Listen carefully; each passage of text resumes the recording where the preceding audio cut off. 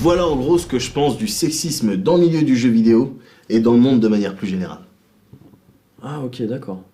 Alors, intéressant et courageux surtout, de lâcher ça comme ça, franchement.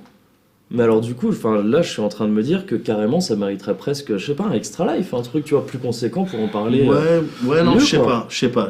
J'ai peur que ça fasse trop genre les journalistes qui s'intéressent soudainement à un sujet d'actualité, tu vois ce que je veux dire? Oui, carrément, ouais. Mais enfin, en revanche, ça règle carrément pas le problème de la cargaison d'hier là. Ouais. Parce que, alors je sais bien que les Russes ça résiste au froid, mais au bout d'un moment. Ouais, non, ça c'est différent. Le business, c'est le business. Tu peux Attendez, pas les être à gars, la. je crois que ça tourne en fait là, en ce moment-là. Là, Ouais. absolument. Ouais. Ouais. Donc je disais, tu peux pas être à la fois auto-entrepreneur Et donc on fait rien. Non.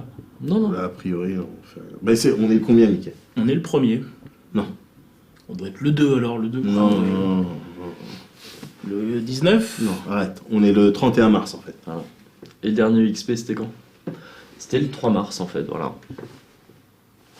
Et alors?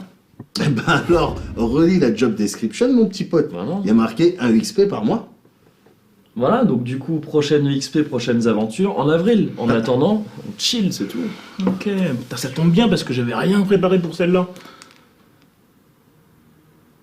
C'est préparé par rapport à. Non, laisse.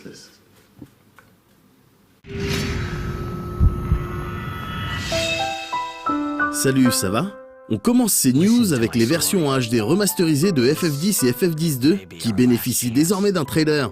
Les deux versions se présenteront sous leur forme internationale, c'est-à-dire avec ces bonus dans le contenu que les Européens n'ont pas forcément eu. Disponibles sur un seul Blu-ray pour la PS3, FF10 et FF10-2 seront en revanche vendus séparément sur PS Vita. On apprécie l'initiative dans la mesure où FF10 reste à ce jour un monstre du JRPG, et le 10-2 quant à lui possède l'un des systèmes de combat les plus aboutis et agréables. On continue avec le Dragon's Crown de Vanillaware et ce nouveau trailer qu'on se mate juste pour le plaisir. Mais aussi pour vous annoncer la date de sortie officielle au Japon qui est fixée au 25 juillet prochain. On mise maintenant sur le fait que Jean-Philippe Atlus mate régulièrement au XP et comprenne à quel point il est important d'annoncer rapidement une date de sortie chez nous. On switch d'univers et on va du côté de Tales of Xillia qui d'après le PlayStation Blog devrait sortir chez nous cet été. On en profite pour vous prévenir de la sortie très récente de Tales of Graces F sur le PSN. On invite ceux qui sont dans cette série et qui n'ont pas encore touché à cet épisode à jeter un œil à la critique diffusée dans un précédent XP.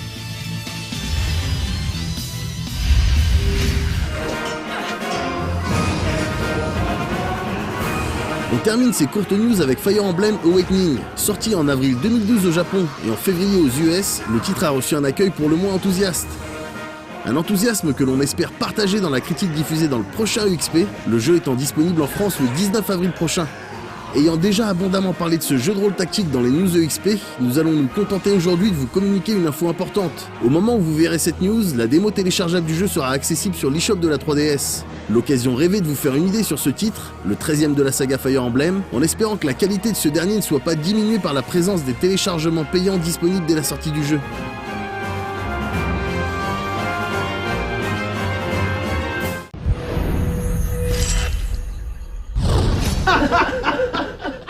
Putain, mais c'est ouf ça! Mais attends, mais comment le mec il a fait pour confondre?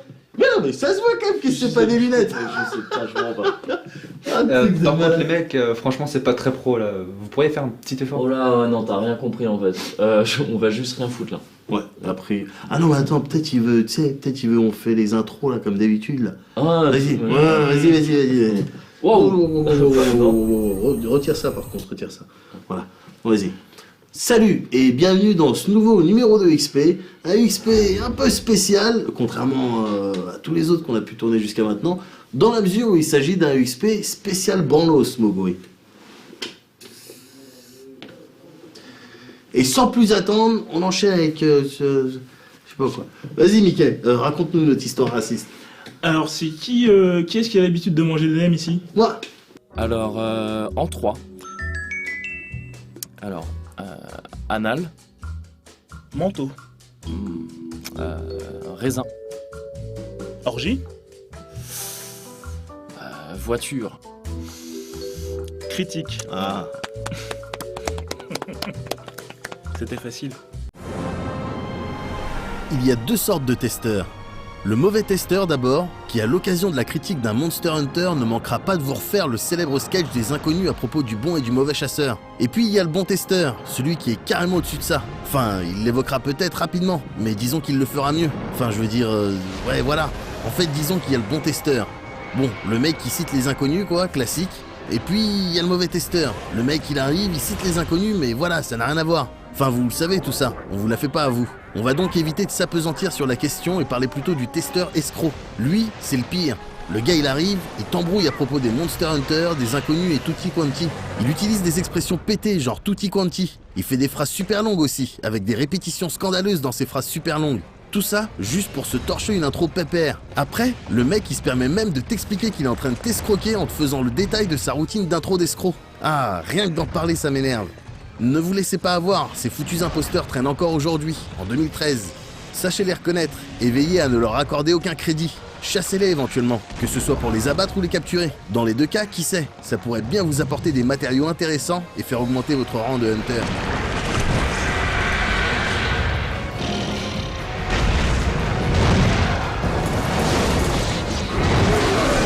Berly, B-A-R-E-L-Y. Légal. L-E-G-A-L.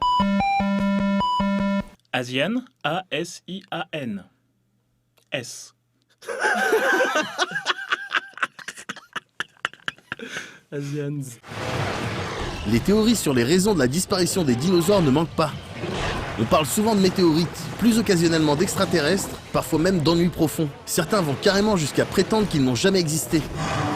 La vérité, c'est qu'une bande de Japonais en armure les a décimés jusqu'au dernier, juste pour le fun. Aujourd'hui, alors qu'il n'en reste plus un seul depuis bien longtemps, ces mêmes Japonais passent leur nerf sur Monster Hunter.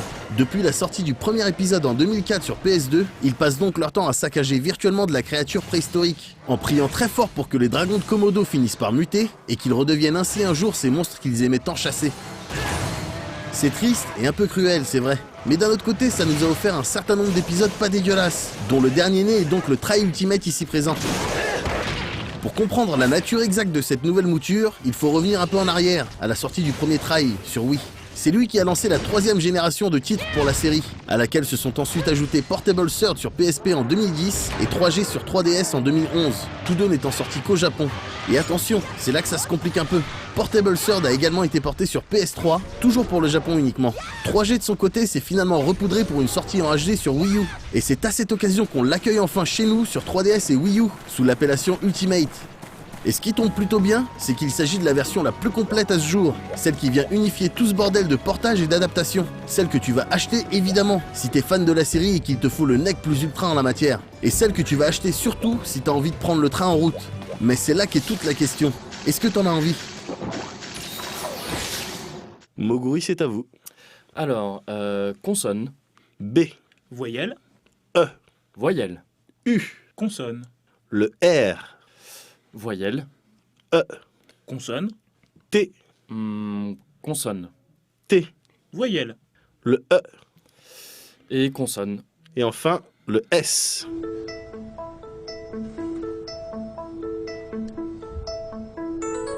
Je l'ai en 8, beurette. Ah, je l'ai en 9 avec beurette au pluriel. Ah, bravo. Alors, dans un contexte de tag, la beurette est une jeune qui pratique des... On va passer aux chiffres.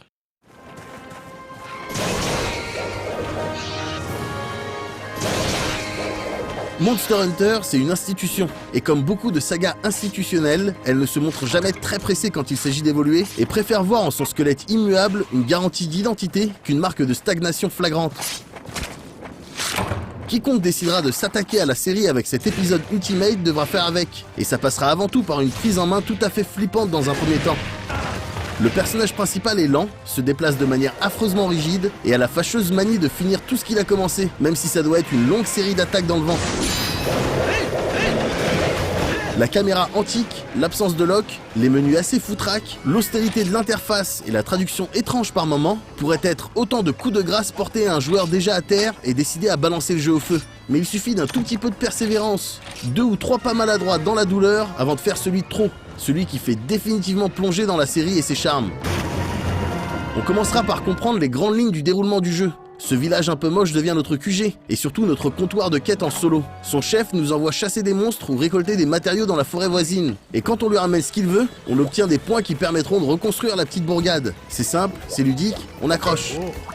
Et après 2 ou 3 missions, on a rapidement l'occasion de constater que les 12 catégories d'armes différentes se manient chacune d'une manière tout à fait unique. Alors on accepte quelques quêtes supplémentaires, histoire de tester les doubles lames très rapides, la morpho-hache qui demande d'alterner entre 2 formes différentes, la gun-lance qui mêle corps à corps et attaque à distance, ou encore la grande épée aussi lente que dévastatrice. Déjà, on commence à s'adapter à la maniabilité particulière, et on comprend qu'elle est surtout un moyen de baser tout le jeu sur le skill. Dur à placer, les coups comme les esquives n'en sont que plus valorisants lorsqu'ils sont réussis. Pendant ce temps, on a également réalisé qu'il n'y a aucune espèce de prise de niveau dans Monster Hunter. Tout se passe par l'équipement, que l'on pourra forger ou améliorer en prélevant les bons matériaux sur des carcasses de monstres vaincus, ou en s'adonnant aux activités annexes comme la pêche, le minage, la chasse aux papillons ou encore la cueillette. C'est simple, c'est motivant, on accroche. Le temps de débloquer les missions de guilde qui permettent de visiter de nouvelles zones et surtout de croiser ses premiers vrais monstres. C'est-à-dire des créatures un peu plus costaudes que les vieux vélociraptors tout frêles qu'on s'est tapés jusqu'ici. Ces premières bêtes imposantes ne sont même pas si grandes que ça dans l'absolu, mais proposent déjà un challenge beaucoup plus conséquent. Et elles permettent surtout de réaliser qu'on va finir par se taper les trucs colossaux qu'on peut voir dans l'introduction. Pour l'instant, on ne peut que les imaginer, mais on sait déjà que ça va être épique. Et on sait qu'on va y goûter, parce que là ça y est, on commence à avoir capté la routine. On enchaîne les missions pour gagner du rang de Hunter et en débloquer de nouvelles avec les créatures inédites qui vont avec. Pendant ce temps, on s'assure de s'occuper de la ferme et du port du village, qui permettront de récolter ou de faire prospérer quelques ressources élémentaires. Avec celles-ci, on se lance dans l'alchimie pour se créer des potions et toutes sortes d'outils utiles, dont certains nous serviront à capturer les gros monstres au lieu de les tuer, pour récolter de meilleures récompenses et ainsi répéter le processus de manière plus efficace. Les dizaines d'heures de jeu se sont enchaînées et on commence à être un Hunter aguerri. On a notre arme de prédilection, notre équipement commence à ressembler à quelque chose, des coéquipiers gérés par l'IA nous accompagnent en solo, on connaît chaque zone comme notre poche et on commence à aligner un beau tableau de chasse. Alors on décide de se frotter au multi, en se disant que ça peut éventuellement être sympa. Et là, on comprend qu'on n'a rien compris. C'est pas éventuellement sympa, c'est simplement là que le jeu prend tout son sens. Jusqu'à 4, on se tape des créatures carrément extrêmes, mais on n'a pas peur parce que chacun joue son rôle. Que ce soit en mission de chasse, de capture, de récolte ou de colisée, on sait ce qu'on a à faire et on le fait de mieux en mieux au fur et à mesure qu'on prend du skill et de l'équipement. Et le contenu tout simplement hallucinant que propose cette version Ultimate nous permettra de tenir des dizaines, voire des centaines d'heures, et ce, même si l'on avait déjà malmené le premier try.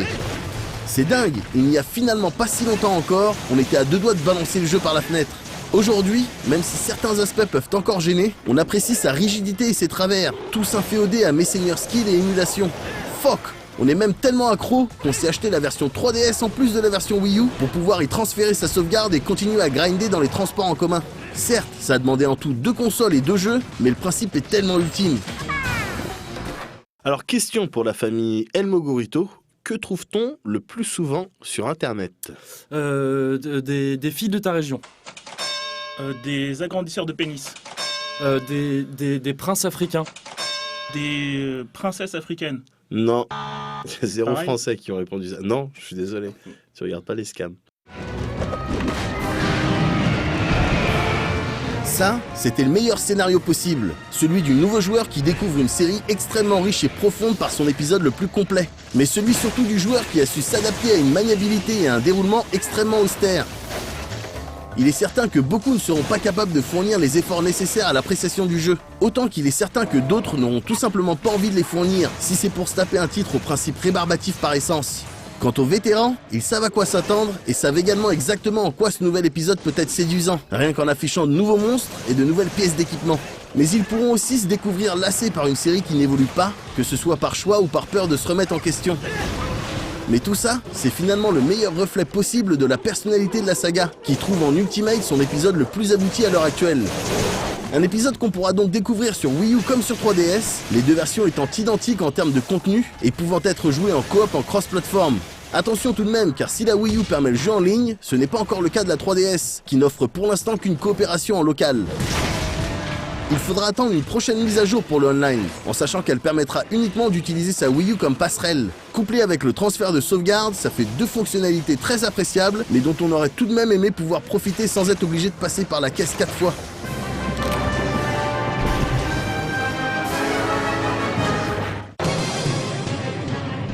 Alors concentrez-vous. Réponse A, 18 ans. Réponse B, 21 ans. Réponse C, 16 ans. Réponse D, peu importe. On prend un joker ou... On va éliminer... Alors il vous reste des jokers. Hein. Ouais, on va éliminer deux mauvaises réponses. D'accord. Ordinateur, si vous voulez bien éliminer deux mauvaises réponses. Ok. Alors là, il vous reste 18 ans et peu importe. Bah j'hésitais entre les deux, justement. Moi je pars plutôt sur peu importe quand même. Sur la D, ouais. Ouais. D'accord, On valide ça? on valide. Ok, donc réponse D, et c'est notre dernier mot. Jean-Pierre Elmédoc. On fout vraiment rien là. Ouais, c'est marrant, cette ambiance de branleur, ça me rappelle la dernière fois qu'on a rien foutu. Tiens, on était là, moi j'étais là, toi aussi je crois t'étais là. Ouais. Et on foutait rien. Et à un moment donné, je crois toi tu t'es levé, mais du coup... Ouais, mais une fois que j'étais debout, je me suis rendu compte que j'avais rien à faire en fait. Ouais voilà, et toi aussi pareil. Ah moi pareil, sauf que je me suis pas levé par contre. Et au final, rien. Rien du tout. Et la musique de Atelier Aïcha, t'en as parlé dans la critique? J'en parle vite fait, enfin je dis que ouais, ils sont bien. Mais... Non, parce que tu connais le compositeur? Des musiques de Atelier Aïcha, non? Ouais. Non? Non. Toi non plus? Non, j'ai pas en tête, non. Non, parce que c'est Raled. Parce qu'il faisait Aïcha, Oh, Aïcha, wow. écoutez-moi. C'est ça. T'en vas pas. Tu sors aussi, va-t'en. Regarde, Va-t'en, je rentre, Non, regarde non, pas non. et tu t'en vas. réponds-moi.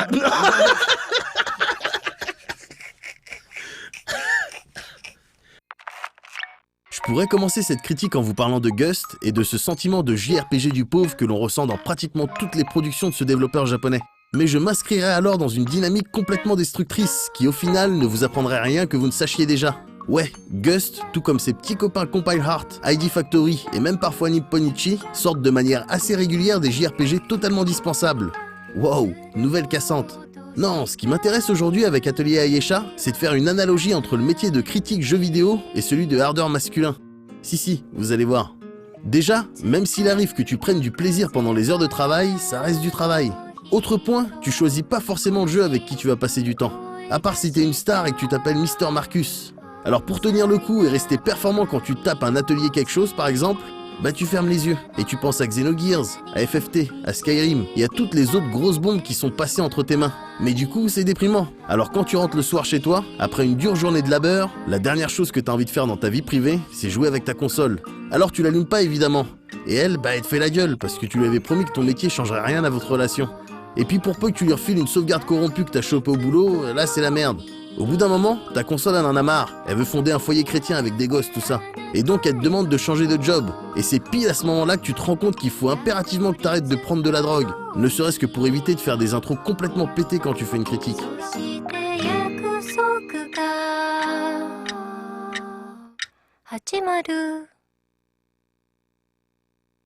Ah mais il a l'air pas mal ce jeu là, Atelier Aïcha, c'est quoi exactement? Bah, tu vois Atelier Totori? Wow, ouais. Bah, c'est pareil mais avec d'autres persos. Aïcha est une jeune alchimiste qui jusqu'alors utilise le peu de connaissances qu'elle a pour concocter des petites potions de level 1. Toujours enthousiaste et faisant partie de celles qui voient le verre à moitié plein, Aïcha repense tout de même régulièrement à sa petite sœur qui a disparu de manière super mystérieuse il y a quelques temps de cela. Aïcha possède toutefois un indice, elle sait que ces fleurs brillantes ont un rapport avec la disparition de Nyo. Et c'est à l'occasion d'une rencontre avec un étranger encore plus mystérieux qu'Aïcha apprend qu'il est possible de faire revenir sa sœur, moyennant des connaissances super poussées en alchimie. Simplement, notre alchimiste n'a que 3 ans pour remplir sa quête. Au-delà de cette deadline, sa sœur disparaîtra à tout jamais. Elle décide donc de partir à l'aventure, de visiter le monde, d'affiner ses skills et d'investiguer cette histoire de fleurs. D'une manière générale, le jeu est rempli de personnages, de dialogues et de petites scènes qui ne laissent aucun doute quant au public visé. Là, on s'adresse très clairement aux enfants moyennement exigeants ou aux otaks qui vivent leur déviance à fond. Les situations sont souvent niaises et superficielles, avec quelques phases un peu ambiguës, histoire de montrer qu'on n'oublie justement pas ce public otak. T'as vu, Mika, c'est bien, avec Oblivion qui revient, ça fait comme à l'ancienne, quoi. Comme, Ah, le bon vieux temps, ouais, ça Ouais, fait plaisir, quoi. ouais, Mais c'est bon, cool. le truc, c'est que tu vas devoir partir, Moguri, là, parce que ça fait trop de monde sur le Ah, réseau. bah ouais, du pourquoi coup. Non, Bah, tu dis ça à Médoc.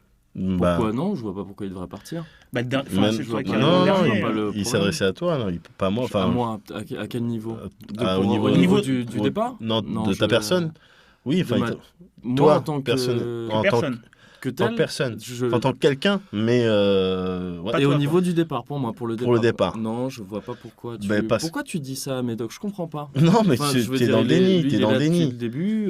Non, mais y a pas de raison, j'y on reste, peut moi. être Après, quatre j'y reste, ensemble, moi. moi, Moi, j'y j'ai reste. pas Si, de- non, mais c'est une question technique, c'est s'il y a qu'il n'y a pas assez de quelqu'un- monde sur s'il y les a plateaux. quelqu'un éventuellement qui devrait Techniquement, partir, tu devrais partir. je pense qu'on sait tous que c'est éventuellement enfin, Mickey, quoi. Bah, Enfin, Quoi c'est vrai que c'est pas Bah. idiot, parce que si on part du principe que ceux qui restent, c'est ceux qui participent le plus, Mais attendez. On vient de comprendre que le point fort de cet atelier ne se situait pas forcément au niveau de sa dimension narrative. On comprendra plus loin dans la critique qu'il ne se situe pas non plus au niveau des combats. Reste donc l'élément principal du game system, à savoir l'alchimie. Si quelques changements ont été effectués depuis l'épisode Totori, on reste tout de même sur des principes similaires. Une fois une recette apprise, vous avez la possibilité de synthétiser un objet, pour peu que vous disposiez des ingrédients nécessaires. Il vous faut également un certain niveau en alchimie pour créer des items précieux, et ce niveau augmente au fil de vos créations. Ici, chaque ingrédient a des propriétés et des affinités élémentaires qui, dans une certaine mesure, s'additionnent ou se transmettent à l'objet créé. Certains objets dévoilent d'ailleurs de nouvelles propriétés si un seuil est atteint au niveau des affinités élémentaires. Le même objet, mais créé avec des ingrédients différents, n'aura donc pas forcément les mêmes effets. La synthétisation d'objets vous permet également de remplir les différentes quêtes annexes du jeu, qui représentent une source de revenus non négligeable et qui offrent parfois même des items rares en guise de récompense. Chaque quête que vous remplissez, et même chaque création réussie, vous donne également des memory points. Concrètement, vous dépensez ces points pour remplir votre petit journal de bord dans lequel vous relatez les événements importants. En écrivant ces petits chapitres, vous pouvez acquérir de nouvelles techniques d'alchimie ou tout simplement augmenter vos HP max par exemple. Pour faire le plein de matières premières, vous pouvez évidemment faire les magasins, mais aussi et surtout récolter du matos sur le terrain.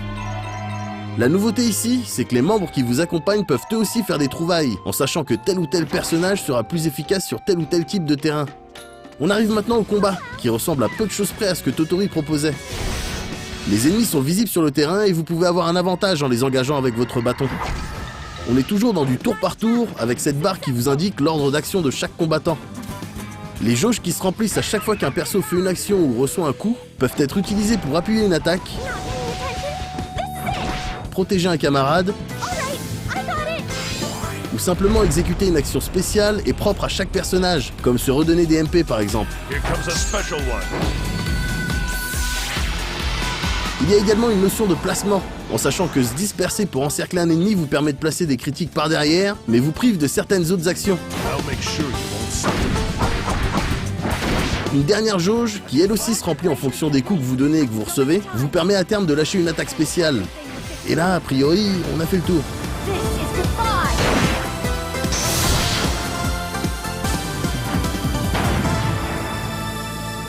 moi je trouve que parmi les épisodes de FF, voilà, il y en a un qui est mésestimé, c'est FF8. Ouais, Ouais, il y a plein de gens qui bitchent dessus. Mm. En disant FF8, ouais, c'est une histoire de. C'est pour des puceaux, c'est une histoire d'amour, c'est. Non, je suis d'accord avec toi, parce que moi je l'ai vachement apprécié aussi. Ouais. Et je pense qu'il est plus que temps, si tu veux, de lui rendre un peu justice, quoi. C'est vrai, c'est vrai, c'est vrai. Et tu penses à un truc en particulier pour. Ouais, je m'étais dit une critique rétro, mais ça va saouler tout le monde. Ouais. Donc, je vois plus que le rap de gangster, quoi. Un rap de gangster? Un rap de gangster, ouais. Un rap de gangster, mais agressif, un rap gangsta agressif? Exactement. Ah.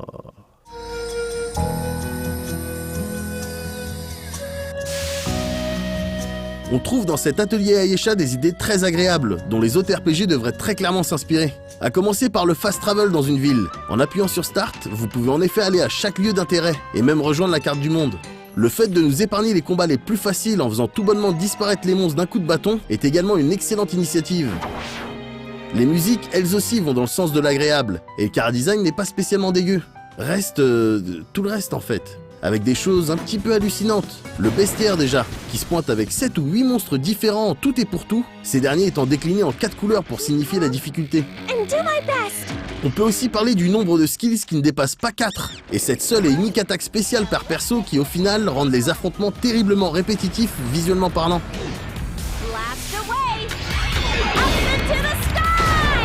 Toujours dans l'énervement, on a ce délire qui consiste à te faire perdre du temps pour chaque action effectuée, que ce soit du combat, du voyage, de la cueillette ou de l'alchimie. Alors d'un point de vue scénar, c'est bien de mettre une pression à base de deadline. Le problème c'est que dans un RPG, t'aimes prendre ton temps, revenir sur tes pas, explorer et expérimenter des choses. On perd également son sang-froid sur le nombre incalculable de cutscenes sans aucun intérêt qu'on ne peut malheureusement pas zapper. Et on termine de s'énerver en prenant un peu de recul et en faisant gaffe à cette réalisation digne de la toute première génération de jeux sur PS3. Ayesha n'est définitivement pas un jeu à conseiller à ceux qui cherchent du bon JRPG. Si vous êtes malgré tout dans ce délire, vous n'avez de toute manière pas attendu cette critique pour vous le procurer. Au final, il est important que je me coltine un atelier, parce qu'un bon chef de gang doit savoir surmonter lui-même les épreuves qu'il inflige à ses membres. Je suis désolé Moguri pour Totori, j'avais pas saisi l'ampleur du délire.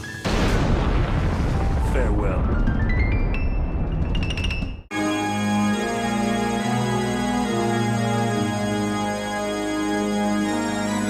Un rap fait fuite, Ouais, tranchant comme une gunblade. prépare tes seufs, Ultimessia. Traces de pattes un peu partout sur le bitume. Amertume des sociopathes quand ils voient poindre les plumes. Drive-by, chocobo d'argent, jante, aluminium. Fumée qui sort, c'est parce qu'on faisait un aquarium. On est en mode blah. Qu'est-ce qu'il y a, on reste bonhomme. Alors comme ça paraît que l'important c'est de participer. En sport comme en amour, nous on est pour l'égalité. Une par tous, la belle au centre et tout le monde pourra profiter. Ouais, la belle c'est ta meuf qui s'amuse avec nos sbooks. Tu croyais vraiment qu'elle était à la Zumba? Firmament des crooners comme Fred Astéroïde. On lève plus de meufs qu'un pique parti sous stéroïde. Androïde conçu pour l'amour, ça glisse. Tu peux nous appeler papa. Sentiment quand le site part en mission. Je te rappellerai pas vraiment. Mensonge par omission. Je te plante comme un tombéry à la sournoise, façon cypher, je sais y faire. Quand il s'agit de l'âme, je ligne dure. Ta meuf kiffe quand je la baise jusqu'aux larmes comme une bourgeoise. L'impact est plus dur quand tu tombes de haut. Prépare tes élixirs, c'est le deuxième round. 1000 épines, je te pine et je te pète comme un ballon. J'invoque qui frite, je t'effrite comme du popo. Avec mon pompe bang bang, je te crible à la Irvine, t'enfuis tes pumps. Et tu prendras la fuite comme un pampa. Je sors ma gunblade, je te mets en joue et ça fait bla bla. À Balambe, y'a pas l'ombre d'un doute, je suis un malabar, je te roche, je te rustre, je te rudoie, je te fais mal à part ça, qu'est-ce que je voulais dire? Ouais, t'auras mal à partir, Des sbires, ouais, pas besoin d'aura pour sortir les limites breaks. La piste de ballon s'enflamme quand selfie timide break avec tout son crew à Balambe, pas l'ombre d'un doute. Faut arrêter. Coupez, arrêtez les gars. Hein? Vous êtes nuls en rap. Un mauvais rap. Mauvais flow. C'est le flow de Galpadia. Arrêtez les gars là. C'est lourd. C'est lourd. Trop lourd.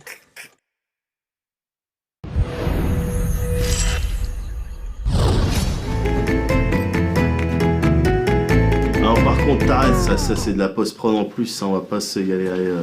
Regarde ce qu'on a trouvé dans Regarde la ça, cave là. de Playground.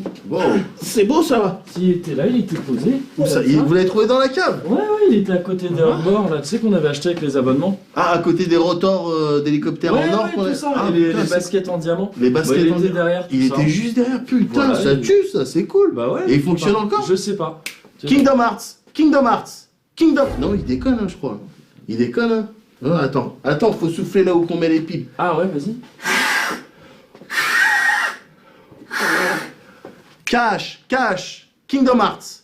Il est cassé, on dirait. Il est cassé.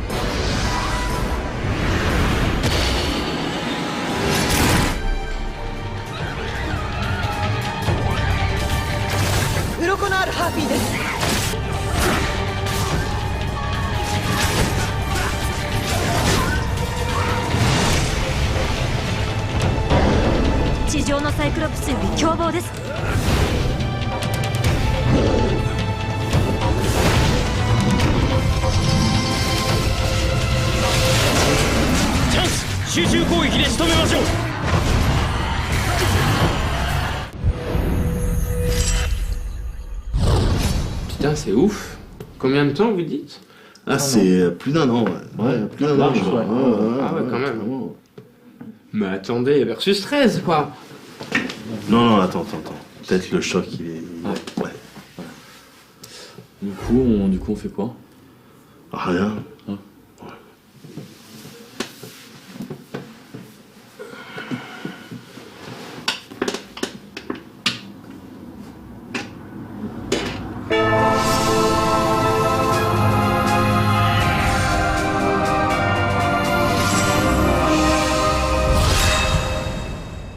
Vas-y, on se casse là, t'as plein de trucs à découvrir. Tu sais quel est le président actuel? Attendez, on fait pas un peu gêne là? Ouais, ça va. Tu crois qu'on va avoir un best XP ever? Tu crois que j'en ai quelque chose à foutre?